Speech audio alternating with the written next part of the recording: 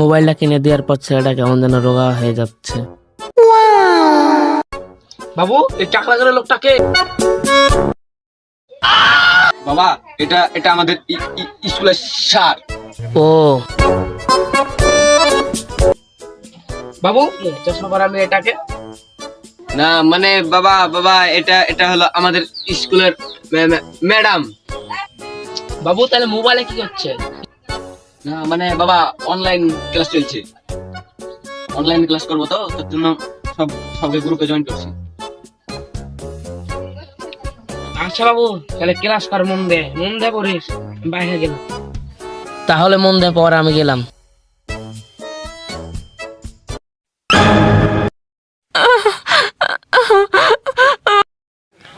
বাবু তোর ম্যাডাম এত চিল্লাচ্ছে কেন বাবু?